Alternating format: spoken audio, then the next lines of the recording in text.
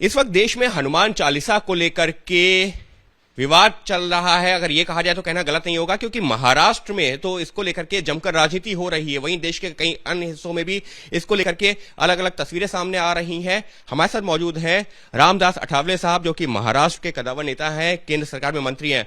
अठावले साहब, सबसे पहले बात की जाए महाराष्ट्र की, तो महाराष्ट्र में जिस तरीके से हनुमान चालीसा को लेकर के जो है तस्वीरें सामने आई हैं, विवाद और राजनीति चल रही है, कैसे देखते हैं इसको? क्योंकि नवनीत राणा ने कहा कि वो हनुमान चालीसा पढ़ना चाहती हैं और आज की तारीख में वो जेल में है।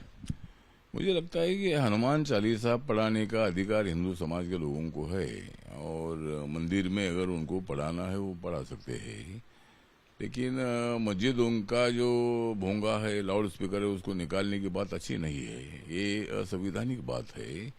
बहुत सालों से मतलब वहाँ अजान चलता है, उसका आवाज़ कम ज़्यादा करने के बारे में चर्चा हो सकती है, किसी को तकलीफ ना हो इसके लिए चर्चा हो सकती है, लेकिन अजान एकदम बंद करो इसी तरह की मांग बाबा साहब अम्बेडकर जी के संविधान के खिलाफ है।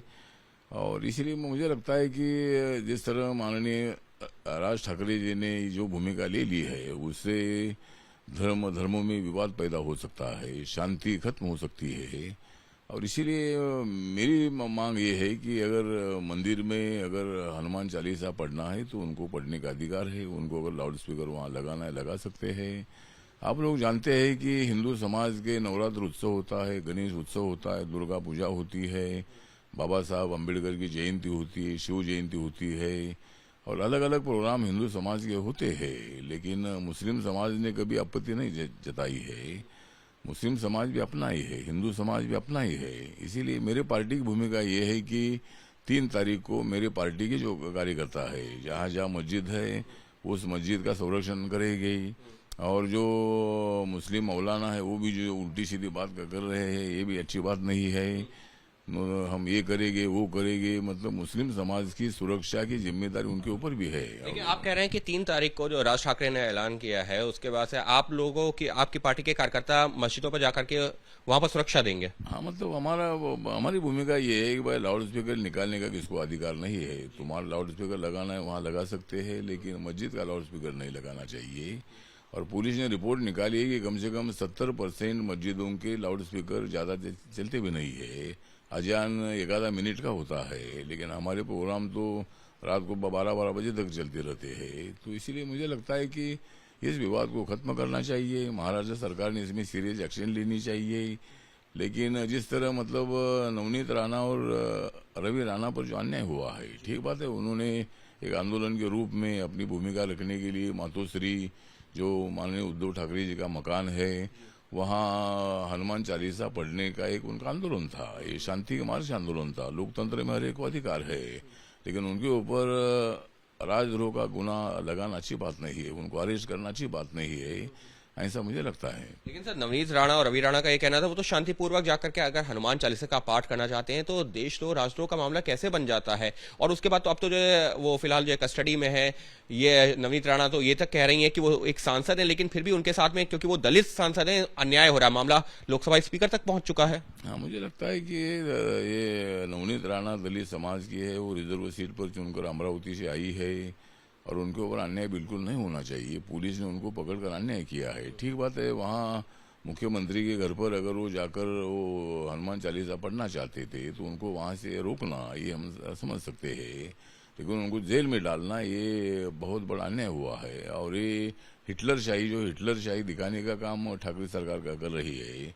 इसीलिए मुझे लगता है कि नवनीत राणा पर बहुत बड़ा अन्याय हुआ है, रवि राणा पर बहुत बड़ा अन्याय हुआ है, और जल्दी जल्दी उनको रिहा मिलनी चाहिए, और जो राजद्रोह का गुनाह लगाया है उसको निकालना चाहिए। तो इस सबके बीच में उद्धव ठाकरे साहब का बयान भी आया। उन्होंने कहा कि दादागिरी, गुंडागर्दी नहीं चलेगी, हनुमान चालीसा पढ़ना है घर में पढ़िए, सड़क पर आकर के नहीं।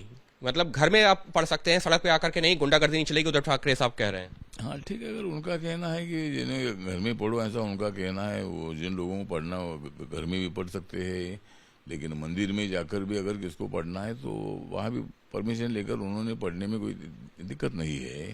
तो इसीलिए मुझे लगता है कि मंदिर में परमिशन सरकार ने देनी चाहिए और हिंदुओं की भावनाओं का विचार करना चाहिए।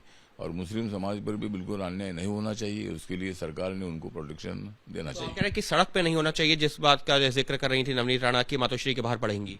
हाँ, मुझे लगता है कि उनका एक आंदोलन था, उनको वहाँ से हटाना ये सरकार का काम था। बहुत बार आंदोलन होता है, हमने भी मुख्यमंत्री के बंगले पर बहुत बार इशू को लेकर आंदोलन किए हैं। तो वहाँ से हटाना या 10-20 मिनट आंदोलन करके उनको वहाँ से हटाते हैं, पुलिस वहाँ पकड़ कर ले जाते हैं, लेकिन उनको जेल में डालते नहीं है। यहाँ तो नवनीत राणा और रवि राणा पर अन्याय हुआ है, उनको वहाँ नहीं पहुँचने देना ये तो पुलिस का काम था ही। मुख्यमंत्री के घर पर ऐसा नहीं होना चाहिए। सबके बीच में जो है सामना में एक लेख लिखा गया जिसमें यह कहा गया है कि देवेंद्र फडणवीस के इशारे पर यह पूरा जो है हो रहा है, और शिवसेना तो ये भी कह रही है कि नवनीत राणा और रवि राणा भी बीजेपी उनको आगे रख रही है और माहौल खराब करने की कोशिश कर रही है। आपको भी ऐसा लगता है? मुझे लगता है कि नवनीत राणा और रवि राणा का बीजेपी से कोई संबंध नहीं है। वो दोनों भी इंडिपेंडेंट चुनकर आए हैं और बीजेपी के साथ उनके संबंध अच्छे हैं, ये हम समझ सकते हैं। लेकिन बीजेपी ने बोलने से उन्होंने आंदोलन किया, ये आरोप में बिल्कुल तथ्य नहीं है। उन्होंने इंडिपेंडेंट उन्होंने अपना आंदोलन किया है,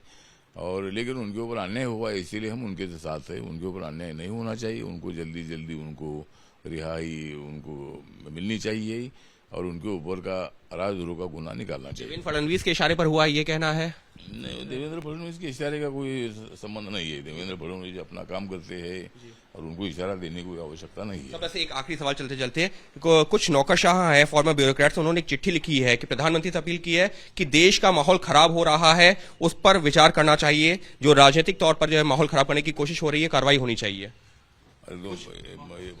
कुछ नौकरशाहों ने ये चिट्ठी लिखी है, उसके बारे में मुझे मालूम नहीं है।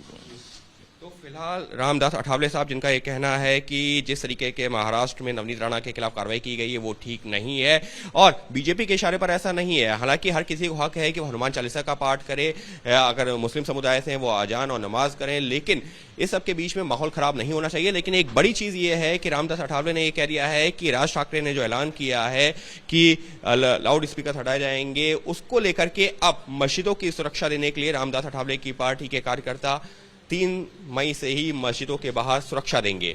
सहयोगी कैमरा पर्सन वरुण के साथ अंकित गुप्ता, बीपी न्यूज, दिल्ली।